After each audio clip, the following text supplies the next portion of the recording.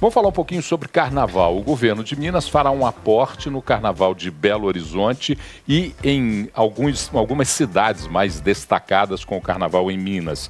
O que é que muda no carnaval de BH e de Minas com esse investimento aportado pelo governo?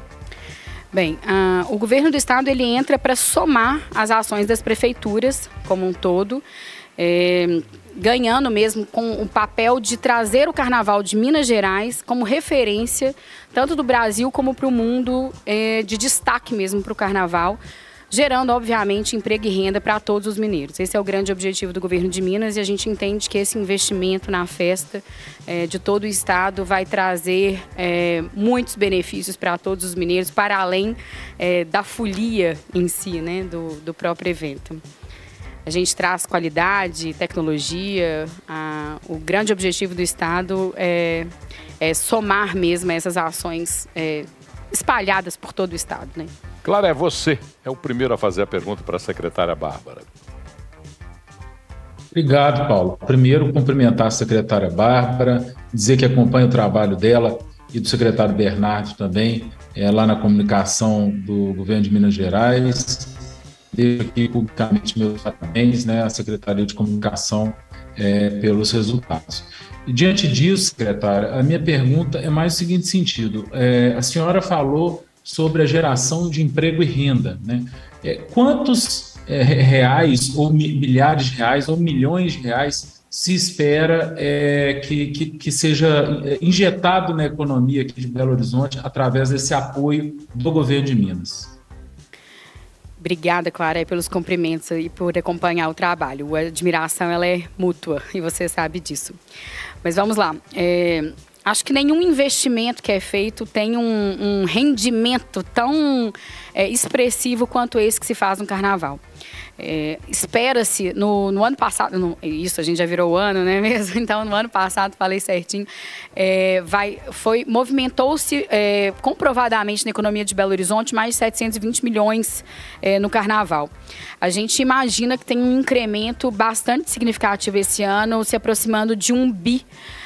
Somente em Belo Horizonte nesses dias de 10 a 13 de fevereiro.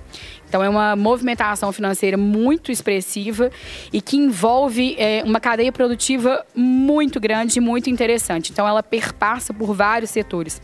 A gente fala desde os ambulantes, que são mais de 20 mil ambulantes previstos para o carnaval, catadores de papel, de latinhas, que fazem uma renda extra também muito significativa, até bares e rede hoteleira, obviamente, que são muito impactados com isso.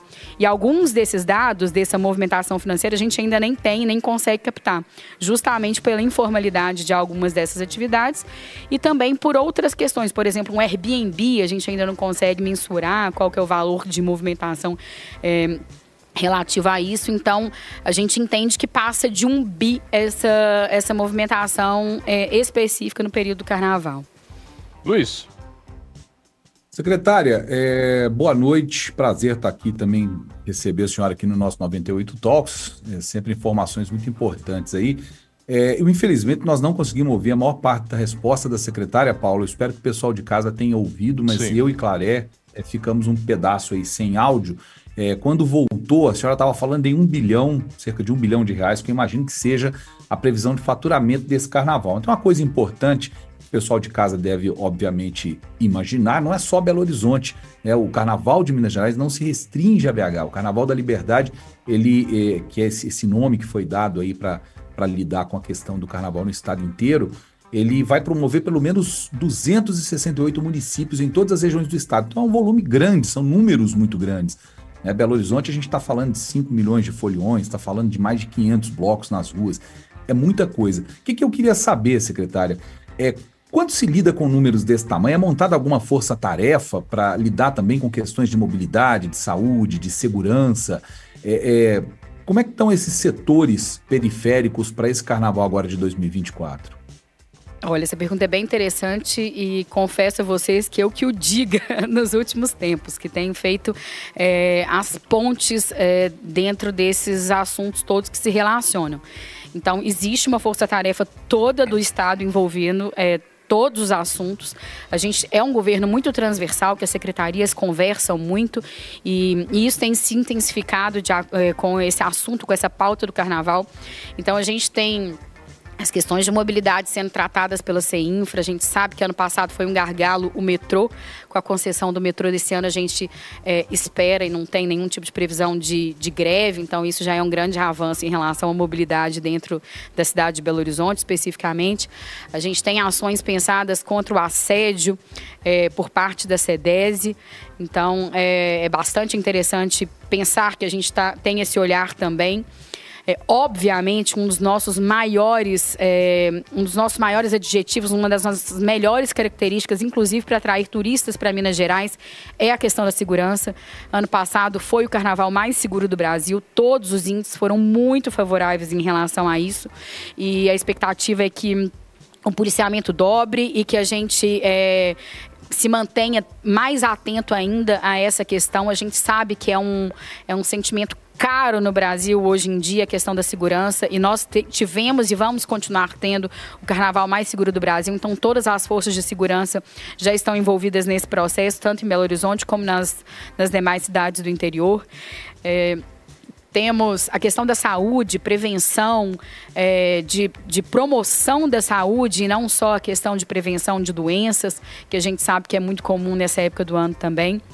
E, obviamente, a promoção do destino turístico, a gente trazendo turistas para Belo Horizonte. A gente entende Belo Horizonte como a porta de entrada do estado de Minas Gerais. Então, eu sempre lembro daquela música, né? Ó, Minas Gerais, quem te conhece não esquece jamais e quer voltar.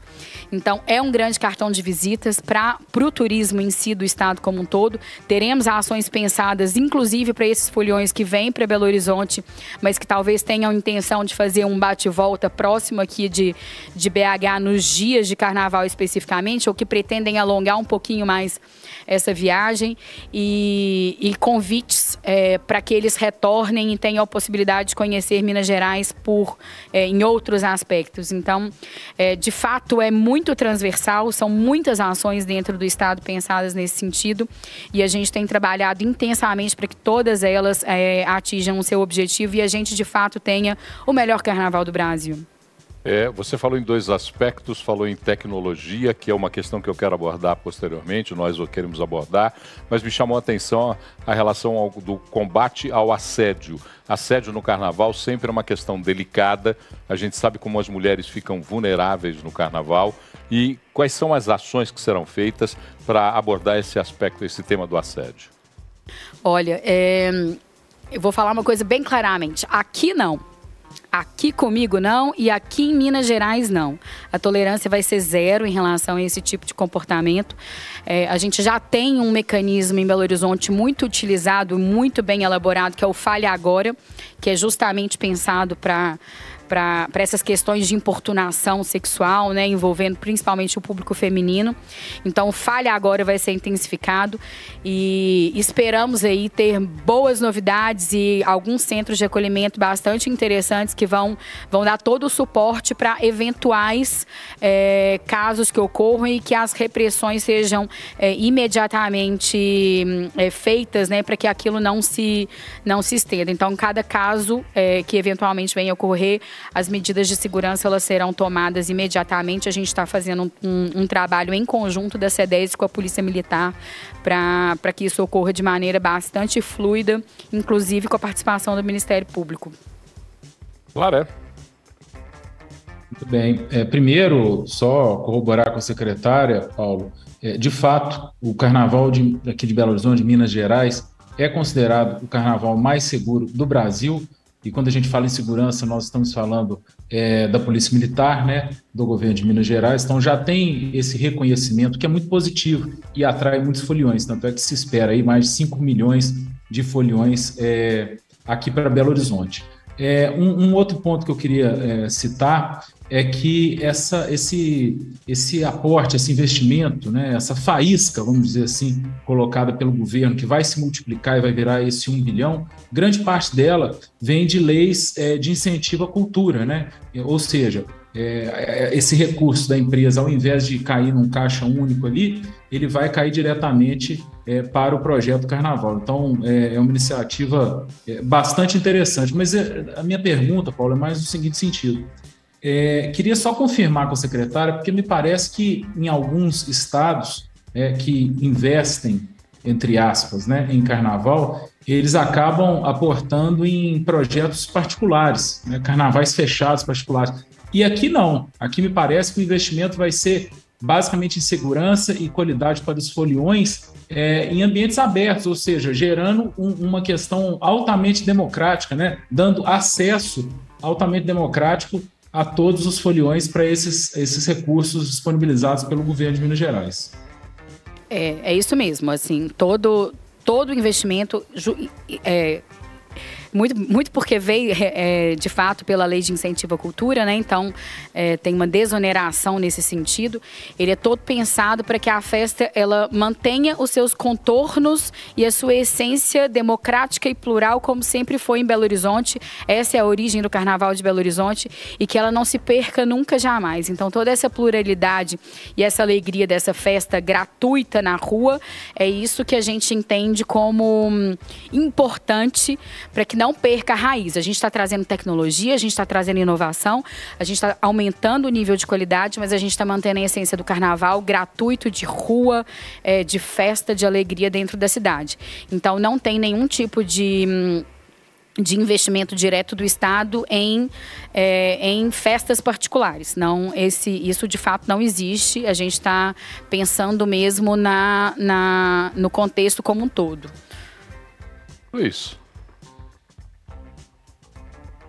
Paulo, uma coisa que me chamou a atenção no que a gente está falando aqui, mais uma vez falando dos números, da quantidade de pessoas, compreensíveis os investimentos que estão sendo feitos, a preocupação do Estado, né? Obviamente, a gente tem que ter essa preocupação de acolher bem, para que as pessoas voltem, para promover o turismo, tanto na época do Carnaval quanto depois.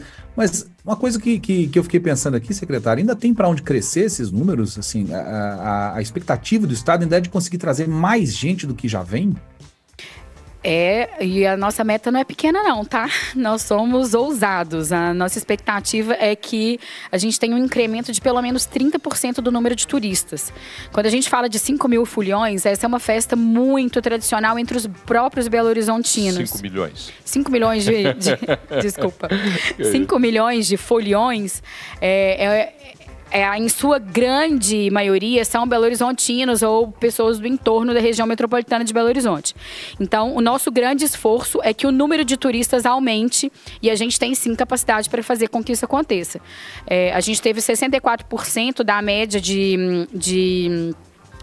da rede hoteleira, de capacidade da rede hoteleira no ano passado. Então, temos certeza que temos leitos para poder abrigar mais turistas e a gente sabe que esse tipo de hospedagem, né, como Airbnb e outros do mesmo setor, eles vêm crescendo também. Então, espaço para crescer tem sim. E calor humano e mineridade para poder receber todos os bens também não faltam. Agora, eu fiquei assustado, um amigo meu me contou e eu queria saber se é verdade. O metrô do Rio de Janeiro está falando do Carnaval de BH, isso é verdade? É verdade, o metrô do Rio de Janeiro, o metrô de São Paulo e um tanto quanto de outros lugares também. Exatamente para a gente conseguir atingir essa meta, né? A gente está fazendo um trabalho de promoção do turismo mesmo para o Carnaval.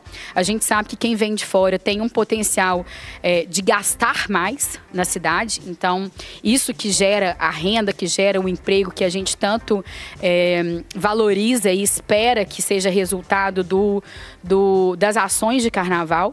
Então, esse turista costuma deixar mais recursos na capital do que, obviamente, os próprios belo-horizontinos. Óbvio que a festa é para todos, é para nós.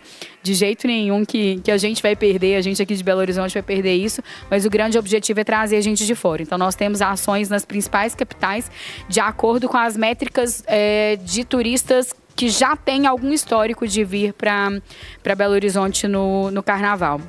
Antes de passar para o Paulo, diga, pode falar, diga. Só um comentário sobre isso. Claro. Eu tenho um colega de trabalho que é carioca, né? E eu comentei com ele, né? Mostrei para ele a imagem que rodou aí as redes sociais da propaganda do carnaval aqui de Minas, no metrô lá do Rio de Janeiro. Mostrei para ele, meio que para dar uma zoada, né? E a reação dele foi espetacular. Ele falou: olha, eu sou carioca, amo o Rio de Janeiro, mas o carnaval aqui de Belo Horizonte hoje, ele é muito melhor. Por quê? Pela segurança. Em todo o Brasil reconhece-se a segurança do carnaval aqui. Ele ainda mencionou: eu tenho filha de 20 anos de idade e eu fico tranquilo da minha filha ir nesses bloquinhos. Eu nunca ouvi falar de algum tipo de abuso ou agressão ou coisa parecida. Então é bem interessante essa questão, Paulo. Eu queria perguntar sobre tecnologia, porque foi um tema abordado no início da sua fala e parece que o governo do estado fez um estudo de aporte de novas tecnologias em valorização do carnaval. Quais são elas e como serão utilizadas? Ótimo. Estamos todos muito orgulhosos e com uma expectativa muito alta com essas tecnologias que vão ser utilizadas aqui. A gente vai fazer a sonorização de 2 avenidas na capital. Isso quer dizer o quê? Que aquele grande problema, que era aquele gargalo que todo mundo reclamava de que não escutava o som, que você tinha que estar muito perto do trio elétrico para escutar o som, nessas 2 avenidas esse efeito ele será mitigado com a utilização dessas tecnologias. A gente vai ter torres de som intercaladas entre essas avenidas. A cada 30, 35 metros vai ter uma torre de som. E todo um aparato tecnológico para fazer com que esse som replique. Então, com isso, os nossos músicos serão ouvidos por muito mais gente e garantindo qualidade de som e também conforto, porque, vamos combinar, ninguém precisa de virar a lata de sardinha o tempo inteiro para poder conseguir escutar uma música. Então, a gente vai dar conforto pro folião e segurança, porque a partir do momento que você também tem um espaço, né, digamos assim, acabam que as possíveis ações de pessoas mal intencionadas também são minimizadas com esse tipo de ação. E essa tecnologia nessas 2 avenidas, elas vão acabar abraçando os maiores blocos de Belo Horizonte, que levam mais gente, que tem bateria própria. Então, vai acabar atendendo, e na verdade esse é um pedido dos blocos, é bem interessante e importante a gente frisar isso, porque são os próprios blocos que fazem esse pedido ano a ano, não é uma solicitação de agora não, mas agora o governo do estado conseguiu entrar nesse assunto e com a participação muito positiva da Prefeitura de Belo Horizonte, que abriu espaço para que isso pudesse acontecer. Desculpa. A gente conseguiu viabilizar a sonorização dessas 2 avenidas. E aí a gente não vai ter mais aquela figura do trio elétrico. Opa, desculpa mais uma vez. Mas o trio elétrico, ele foi concebido para atender o Carnaval de Salvador, porque o som vai para cima. Então os camarotes escutam a música que vem do trio elétrico. O que não é a realidade do nosso carnaval e, vamos combinar, nem de vários outros que trabalham com carnaval de rua. Então, a gente vai desenvolver aí um projeto super bacana, estamos desenvolvendo um projeto bem legal, para que não sejam os trios elétricos, para que seja um outro mecanismo que vai poder replicar esse som e ele expandir para as laterais, para trás, para toda a avenida conseguir ouvir e curtir mesmo a música do carnaval. Em respeito, inclusive, aos músicos, né, que ensaiam ano inteiro para poder se apresentar ali e conseguirem, de fato, entregar o que eles têm de potência musical. Sino de Salvador, trio elétrico, aqui podia ser trem elétrico, aí, né, resolve a questão, né? Fica mais bonito. Que avenidas são essas? Agora você vai falar que a ideia foi sua, né, Paulo? Eu já tive esse spoiler antes. E quais são as avenidas? Vai ter um polo na Avenida dos Andradas e outro na Avenida Amazonas. Esse é uma região que não tinha a passagem certinha dos blocos, mas a gente construiu em conjunto com a Belotur, BH Trans e os próprios blocos para poder fazer um percurso ali na Avenida Amazonas também, além desse que já existe na Avenida dos Andradas. Perfeito. Luiz?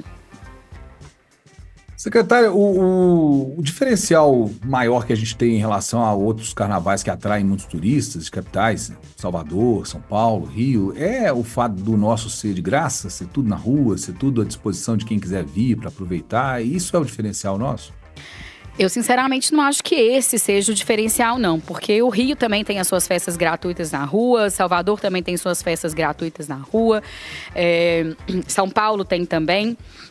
E Belo Horizonte tem as festas pagas também, e que movimentam a economia tanto quanto.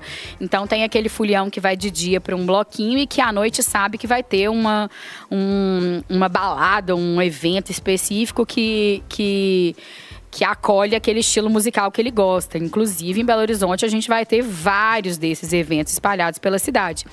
Então, eu acredito que não seja esse o diferencial. Eu tendo a achar, como boa mineira que sou, que a mineiridade acaba, esse acolhimento que a gente tem aqui, acaba sendo um dos grandes atrativos. Mas eu não posso deixar de falar mais uma vez que o critério segurança, ele é muito lembrado e muito bem avaliado por esses turistas. Mas a gente tem um entorno todo muito interessante, de bares, de gastronomia. Então, a gente consegue trazer uma série de experiências para quem vem aqui pular carnaval, que acaba deixando o destino como um todo muito, muito, muito interessante. Claré, você é quem pergunta agora. Vocês estão muito tímidos hoje. Eu achei que vocês estariam numa quarta-feira mais soltos, mais felizes, mas é você, Claré. Não, quando a secretária falou das avenidas, né, Paulo? Eu fiquei me questionando aqui, será que o Paulo Leite é da época do Carnabelô, que era na Afonso Pena? Será que ele lembra disso? Eu fiquei me perguntando Não, isso. Eu vou te responder com um agregado. Eu, na época, trabalhava numa emissora de televisão aqui em Belo Horizonte. O prefeito de Belo Horizonte era Maurício Campos. Olha quanto tempo que eu estou contando a história. Eu era repórter, novinho, Novinho eu já fui um dia, mas era repórter. E eu cobri o desfile das escolas de samba e dos blocos caricatos na Avenida Afonso Pena. Era o Carnabelô, que era um embrião de carnaval, e eu cobri, quando o repórter cobria esses eventos. Aliás, eram eventos muito interessantes. Já ali começava a se sentir a pulsação desse carnaval da cidade. Mas a gente ainda tem, tá? Na Afonso Pena, os blocos caricatos saem e são tradicionais e tem o seu público e tem que ser valorizado, então, bem legal. Leões da Lagoinha, Imigrantes da Abissínia, Aflitos do Anchieta, enfim, uma série de blocos caricatos de Belo Horizonte. São quantos bloquinhos nós temos em BH? São mais de 500, Claré. Você está falando dos blocos que saem para o carnaval e os caricatos, né? A gente tem que dividir os dois aí, Diga. Na verdade, minha pergunta para a secretária, Paulo, no seguinte sentido. Belo Horizonte, bom, eu sou do tempo aí na minha adolescência e juventude, Belo Horizonte você podia andar pelado na Contorno que ninguém percebia no carnaval. Só não, não podia não, pelo amor de Deus, não podia não. Podia sim, mas você ficava, enfim, era muito parado, depois foi melhorando, e agora a gente está chegando aí num ápice, né, em que o governo de Minas está acreditando, entrando, investindo no carnaval de forma a gerar esse R$1 bilhão, fora o que não está sendo mensurado, em recursos aí, geração de empregos temporários, recursos para pequenos empreendedores, prestação de serviço. A minha pergunta para a secretária é no seguinte sentido. Primeiro, por que agora, né, se houve uma sensibilização, se houve uma escuta por parte do governo e se for um sucesso, se pretende continuar posteriormente? Bem, se depender de mim, vamos sempre estar juntos nesse processo. Falando de Carnaval de Belo Horizonte, a gente sempre teve esse desejo, sempre teve essa vontade. Ano passado existiu um primeiro movimento do governo de Minas, inclusive a pedido dos próprios blocos também, porque tinham algumas questões com patrocinadores, enfim, com o uso de recursos via lei de incentivo no Carnaval de Belo Horizonte. Então, ano passado existiu uma entrada, ainda que um tanto quanto mais modesta. Não tem como negar que a questão política ela interfere também. E esse ano o prefeito Fuad nos convidou e nos deu abertura para poder participar disso. Porque quando a gente fala de evento de rua, de carnaval de rua gratuito, é um carnaval da prefeitura. É a prefeitura quem organiza de fato isso. Então, sem essa abertura da prefeitura e esse chamado do próprio prefeito Fuad que nos fez, talvez não seria possível a gente executar o que a gente está conseguindo executar hoje. Então, é é uma possibilidade que se deu mediante esse bom diálogo entre o governo do estado e a prefeitura nesse momento. Acho que isso é bastante relevante e as tratativas com a prefeitura têm desenvolvido de uma maneira bastante fluida e tranquila em relação a isso. Entre os projetos que eu tive acesso, um deles fala de uma participação direta do SEBRAE na capacitação de 2 setores que são vitais para o carnaval e que transformam esse momento em especial momento para a economia. Os catadores de papel e lata e os ambulantes. Como é que essa história o SEBRAE vai investir junto com o governo? Quais são as pontes criadas? E haverá um treinamento dessas duas atividades? Acho que depois a gente pode até convidar o SEBRAE para poder falar disso com um pouco mais de propriedade, mas de fato algumas conversas já vêm sido tratadas entre o SEBRAE, os blocos e toda essa cadeia produtiva para que se entenda, e até com a própria UFMG, para que se entenda a cadeia produtiva do carnaval como um todo e que viabilize alguns treinamentos para que talvez saiam da informalidade ou que saibam gerir melhor os recursos, fazer orçamento. A parte de orçamento ela é muito significativa, que às vezes é um gargalo muito grande, porque as pessoas precisam saber dar preço para aquilo que elas estão de fato vendendo. Então, existe um projeto nesse sentido e mais para frente acredito que a gente possa ter ele melhor estruturado ainda esse mês, mas com boas perspectivas de que aconteça e que todo esse setor seja de fato impactado. Luiz, Claré, mais alguma pergunta para a gente fazer para a secretária? Fiquem à vontade. Tem um evento amanhã, né, uma coletiva, uma entrevista coletiva, que o governo vai apresentar os eventos de pré-carnaval. O que vão ser esses eventos ou esse evento? Quando que vai acontecer, secretário? Bem, amanhã vai ter algumas surpresas, algumas novidades que a gente também está aí nos últimos detalhes para acontecer, mas eu posso adiantar para vocês aqui da 98, os ouvintes da 98, que exatamente por toda essa tecnologia que a gente está trazendo nova, a gente precisa de fazer um grande ensaio dessa festa. A gente precisa testar o som, a gente precisa testar o sistema e nada mais interessante de que toda a comunidade de Belo Horizonte participe junto desse momento. Então amanhã a gente vai explicar um pouquinho mais, com alguns detalhes de como que vai ser essa tecnologia, de como que vai ser esse sistema de som que vai ser testado. Então é um evento teste, é um ensaio geral mesmo para o carnaval acontecer e a gente quer a mobilização de todos, de ambulantes, de catadores, do comércio como um todo, para poder abraçar esse evento e a gente ter aí um pré-carnaval teste de sucesso, que a gente vai conseguir testar, inclusive, esse sistema de som. Então, amanhã vão ser dados alguns detalhes, algumas questões bem específicas e muito legais, muito interessantes, referentes a esse evento, mas já não tem como deixar de fazer o convite nos dias 13 e 14 de janeiro, na Avenida dos Andradas, que vai ser uma das avenidas sonorizadas. A gente vai ter aí um grande evento com 24 blocos de carnaval. Os maiores blocos de carnaval já confirmados para esse evento nos dias 13 e 14.